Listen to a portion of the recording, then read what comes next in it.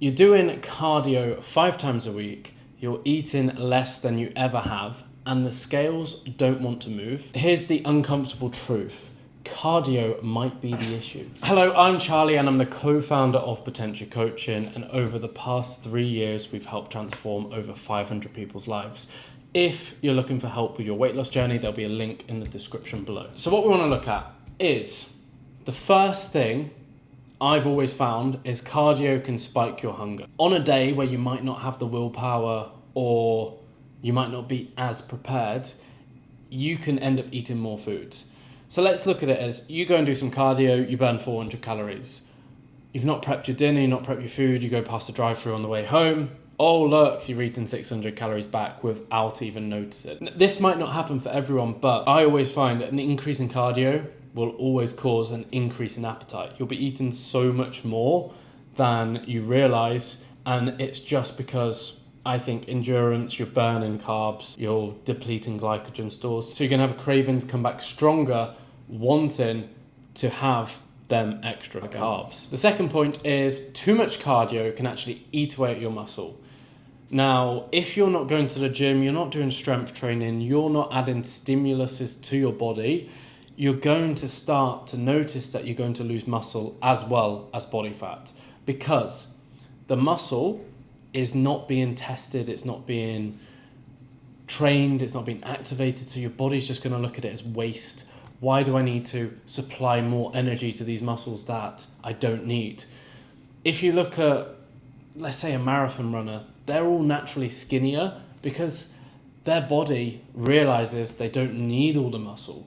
So it's going to eat away at it a little bit as well. Yes, their muscles are probably very strong, but you'll notice they don't hold, their muscles aren't massive like a bodybuilder. And what you need to look at is when you have less muscle mass, you can have a slower metabolism.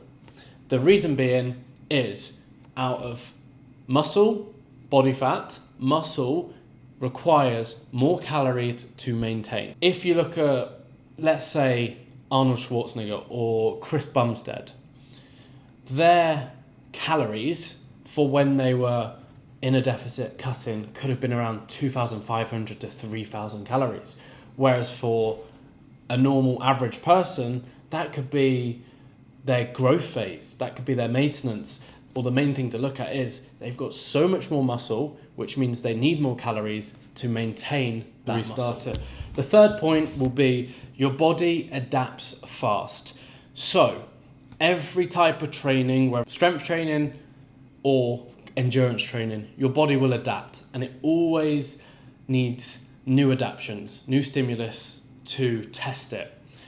And if you were doing cardio, and that's all you're doing, the same run or the same cardio activity that you did 4 weeks ago will require, or your body will burn, fewer calories because it's got more efficient and it's got better at doing that activity. So you're gonna need to keep increasing the amount of cardio you do as your body adapts to that cardio.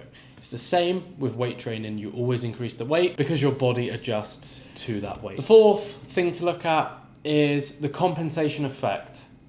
What this means is you could start off your day, set it up nicely and do some cardio.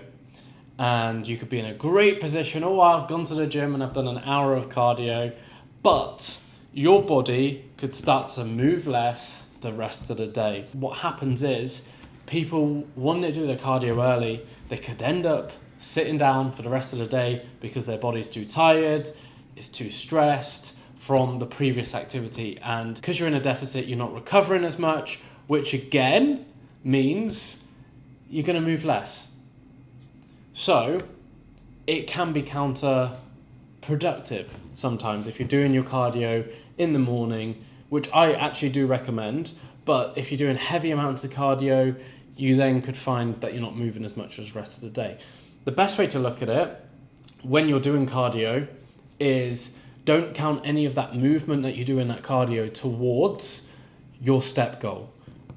That way, you're still going to hit the same amount of steps and you're still going to be doing your cardio as well.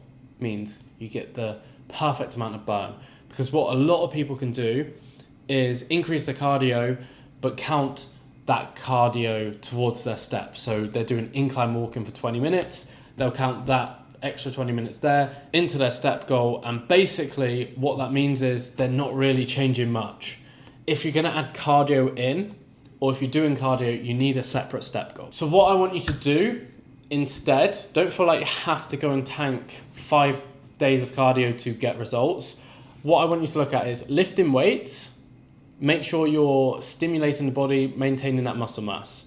I want you to hit your step count, not use cardio for your steps. Do them separately. And if you are going to do cardio, do something very low intense that won't knock you out for the rest of the day. So I don't recommend going for a 60-minute run because you'll probably feel that you're tired as the day gets on. You'll start to move less.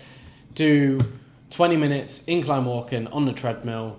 Boom. I think that'll work so much better than going out for a run. If you like this video, please make sure you like and subscribe. I'm going to be posting 2 weight loss videos every single week to help you with your journey.